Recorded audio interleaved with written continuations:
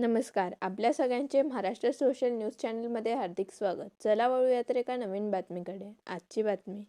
धुळे जिल्ह्यातील वारुड येथील 18 वर्षीय राहुल भदाने हा गेल्या 2 वर्षापासून बेपत्ता असून त्याच्या अपहरण प्रकरणाच्या तपासात पोलिसांकडून निष्काळजीपणा होत असल्याचा आरोप कुटुंबियांनी केला आहे. या प्रकरणी पत्रकार परिषद घेत त्यांनी तपासाला गती देऊन राहुलचा लवकरात लवकर शोध घ्यावा तसेच दोषींवर कठोर कारवाई करावी अशी मागणी केली आहे.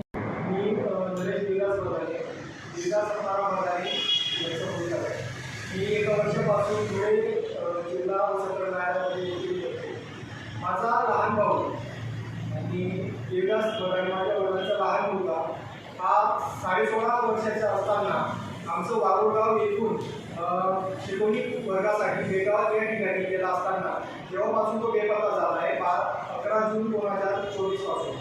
या दिवशी संध्याकाळी आम्ही नळाणा पोलीस स्टेशन येथे मानवी 100-363 अन्वये अननोन व्यक्ती संदर्भात गुन्ह्याची FIR दाखल केली. FIR नंबर 153/2024 अन्वये नळाणा पोलीस स्टेशन येथे गुन्हा दाखल. या संदर्भात आम्ही 13 जून 2024 रोजी स्वतः मी माननीय तत्कालीन SP धिवरे साहेबांना भेटलो.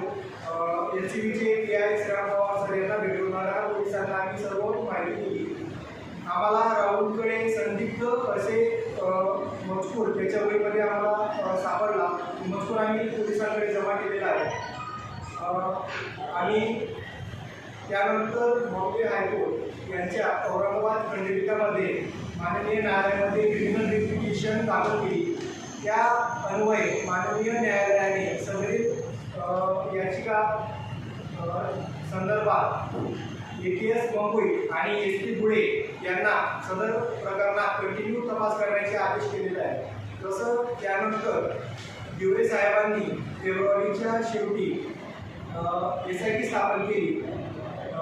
2026 मध्ये 28 फेब्रुवारी 2026 रोजी SIT स्थापन करण्यात आलेली.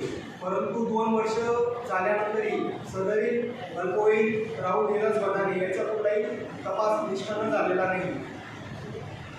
आम्ही अत्यंत गरीब कुटुंबातील शेतकरी प्रवर्गातील येतो. आमचा कुठलाही सामाजिक आर्थिक कमकुवतीचा फायदा आम्हाला प्रशासन घेताना दिसत आहे. सदर प्रकरणामध्ये माननीय न्यायालयाने आदेश केले असताना 2 महिन्यापासून SIT फेब्रुवारीपासून साधारणतः 2 महिने पूर्ण झाले. SIT स्थापन असतानाही सदर बालकाचा शोध घेतला गेला नाही. सदर मुलगा हा प्रथमदर्शनी भुसावळ या ठिकाणी अनोळखी व्यक्तीसोबत चालताना दिसत आहे. सदर व्यक्ती त्यासोबत बोलताना आणि त्याला त्यासोबत घेऊन जाताना दिसत आहे. तरीही पोलिसांमार्फत सदर व्यक्तीचा आजपर्यंत शोध लागलेला नाही. तो व्यक्ती कोण आहे, माझ्या भावाला घेऊन जाण्यामागे त्याचं कारण काय आहे, तो कुठून आला आहे, या संदर्भात कुठलेही ठोस निष्कर्ष तपास अधिकारी या निष्कर्षावर आलेले नाही. तसेच भुसावळ या ठिकाणी आमचे नातेवाईक 13 जून 2024 रोजी पोहोचले असता त्यांना स्वतः त्यांनी माहिती मिळवली आणि ती माहिती पोलिसांना दिली. म्हणजे माहिती आम्ही मिळवली आहे. आमच्याकडून पोलिसांना आम्ही त्याच दिवशी माहिती दिली की राहुल भुसावळ या ठिकाणी म्हणून व्यक्तीसोबत जाताना दिसत आहे.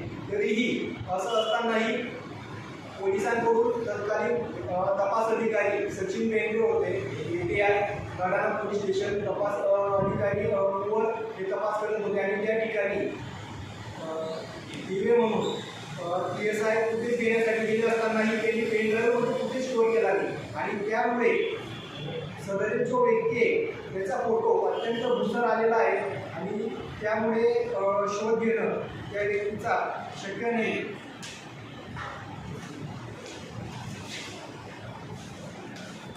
सदरील हा जो व्यक्ती माझ्या भावाला घेऊन जाताना दिसत आहे.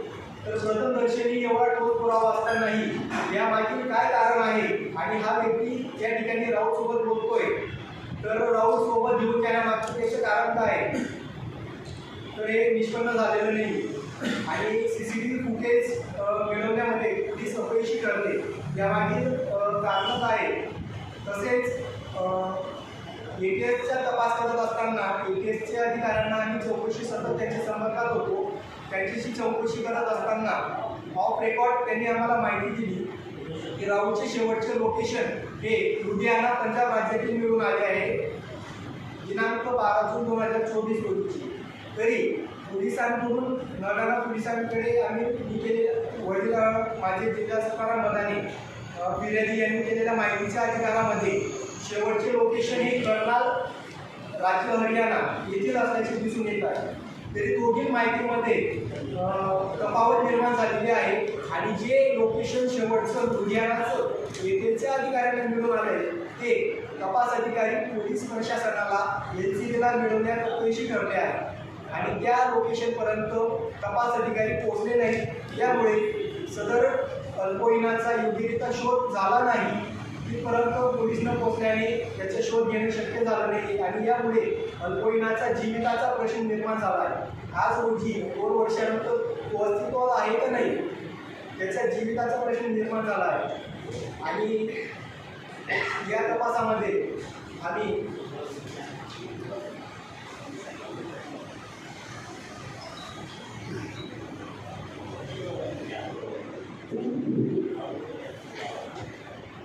दिनांक 10 सप्टेंबर 2024 रोजी बाबडे तालुका शिंदखेडा येथील कार्यक्रमामध्ये माननीय देवेंद्र फडणवीस मुख्यमंत्री आणि गृहमंत्री उपस्थित झाले होते. त्या ठिकाणी आमच्या शिंदखेड्याचे मतदारसंघातील आमदार जयकुमार साहेब यांच्या मार्फत आम्ही त्यांना भेटलो. फडणवीस साहेबांना मी स्वतः बाय हँड निवेदन दिलेलं आहे आणि त्यांना विनंती केली होती सदर प्रकरणामध्ये. सप्टेंबर 2024 रोजी फडणवीस साहेबांना भेटलो. त्यानंतर मुख्यमंत्री सचिवालयामध्ये एकनाथ शिंदे मुख्यमंत्री असताना त्यांनाही आम्ही निवेदन दिलं. ऑनलाईन तक्रारी दाखल केल्या. तरीही सदर पोलीस प्रशासनाकडून ही घोडचूक होणे अपेक्षित नव्हतं आणि या संदर्भात आम्ही बातमी आवडल्यास चॅनलला लाईक व सबस्क्राईब करा व दररोज अशा नवनवीन बातम्या पाहण्यासाठी चॅनलला फॉलो करा. धन्यवाद.